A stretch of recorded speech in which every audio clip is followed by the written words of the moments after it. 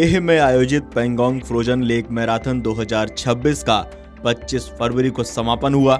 14,000 feet से अधिक की ऊंचाई पर जमी हुई झील पर दौड़ना किसी चुनौती से कम नहीं था, लेकिन धावकों के जज्बे ने इस ठंड को भी मात दे दी। इस साल मैराथन का चौथा संस्करण आयोजित किया गया, जिसमें गजब का उत्साह देखने को मिला। पेंगोंग झील की जमी हुई सतह पर अपनी किस्मत आजमाने के लिए भारत के 21 राज्यों से धावक पहुंचे थे।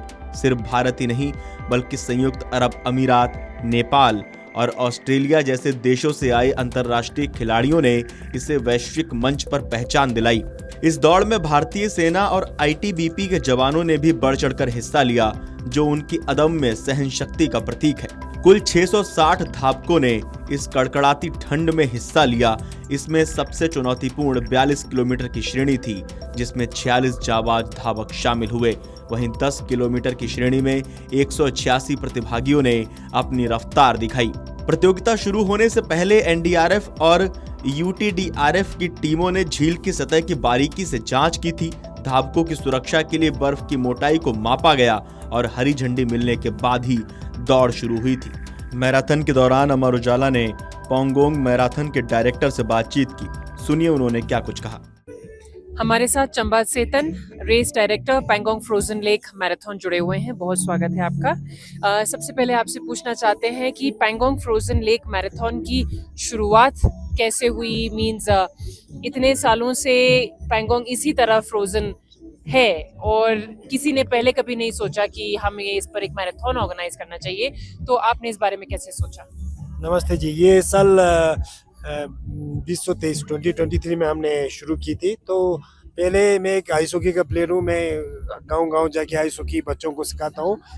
2022 में मैं मान गांव में आइस हॉकी सिखा रहा था बच्चों को, तो इसी पेंगोंग झील पे। तो हम बड़ा शौक हो गई कि टूरिज्म नहीं है विंटर में, बल्कि इतना ब्यूटीफुल लैंडस्केप है और समर में मैंने विटनेस की है, तो बहुत सारी टूरिस्ट है।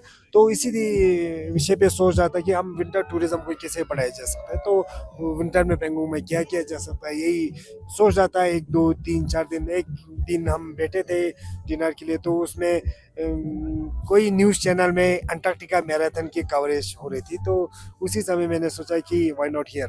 सो ऐसे ही हमने शुरू की थी। तो उसके साथ हमने प्रिपेयर करना शुरू किया है, कैसा करेंगे। 1 साल लगी, तो 2023 में हमने फाइनली उसको कंडक्ट किया। बिल्कुल, आपने विंटर टूरिज्म की बात करी है और हम सब जानते हैं कि इंडिया में विंटर स्पोर्ट्स का बहुत ज़्यादा कोई स्कोप नहीं है और हाल फिलहाल में ही स्पेशली खेलो इंडिया विंटर गेम्स के चलते विंटर टूरिज्म को काफ़ी बढ़ावा मिला है। तो आने वाले, जैसे ये आपका 4th एडिशन है पेंगोंग फ्रोजन लेक मैराथन का, आने वाले एडिशंस में आप क्या क्या एक्टिविटीज़ इंक्लूड करेंगे? क्या हमें स्पीड स्केटिंग और फिगर स्केटिंग एक्टिविटीज़ भी देखने को मिलेंगी? थैंक यू ये सवाल पूछने के लिए। तो काफ़ी पोटेंशियल है लद्दाख में विंटर टूरिज्म प्रमोट करने के। शुरू के साल में हमने आइस हॉकी रखा है, तो उसको हम बढ़ा के पौंड हॉकी का चैंपियनशिप हमने लेह में आयोजित किया, तो उसको हम इधर लेके आने का भी सोचा है। तो साथ ही साथ आपने एक क्वेश्चन पूछा स्पीड स्केटिंग का। डेफिनेटली स्पीड स्केटिंग का हमने काफ़ी सालों से सोच रहे थे कि स्पीड स्केटिंग रेस तो नेक्स्ट ईयर हो जाए, तो हमारी उम्मीद भी है। तो ये डेफिनेटली 3-4 सालों से हमारा ड्रीम रहा है, तो हो जाए। बिल्कुल। और पेंगोंग फ्रोजन लेक मैराथन आप लोगों को बताना चाहते हैं कि ये world's highest frozen lake marathon है और यहाँ पे जो आसपास के गांव हैं, रहन सहन बहुत मुश्किल हो जाता है सर्दियों में। चंबा गांव वालों के चलते और लोकल्स के चलते पेंगोंग फ्रोजन लेक मैराथन से और बाकी इनिशिएटिव से किस तरह उन्हें बढ़ावा मिल रहा है? बिकॉज हम सब जानते हैं कि चंगथंग, जो कि ईस्टर्न लद्दाख का एक पार्ट है, वहाँ का रहना, रहन सहन खासकर विंटर्स में बहुत मुश्किल हो जाता है। तो मुझे लगता है कि विंटर्स में इतना टूरिज्म नहीं आता है, तो पेंगोंग मैराथन हो जाए तो विंटर में एक खुशहाल होता है। एक तो गेस्ट उनके पास रुकने आएंगे, मैराथन में भाग ले रहा है, तो वो तो इकोनॉमिक डायरेक्ट बेनिफिट हो गया। दूसरा बेनिफिट ये है कि आपकी वैली में winter is a dead valley जैसा नजर आया दिखता है लोग, तो उसमें कुछ हो रहा है, तो लोगों का community engagement, local youth are involve, तो एक कम्युनिटी फेस्टिव स्पोर्ट्स इवेंट की तरह हम करने की कोशिश कर रहे हैं। इसमें आर्मी भी जुड़े हैं, लोकल एडमिनिस्ट्रेशन भी जुड़े हैं और गांव वाले भी जुड़े हैं। So it's a collective winter face जैसा लोगों के लिए हम कोशिश कर रहे हैं, और रनर्स के लिए of course it's an competition और it's a lifetime experience they have come from.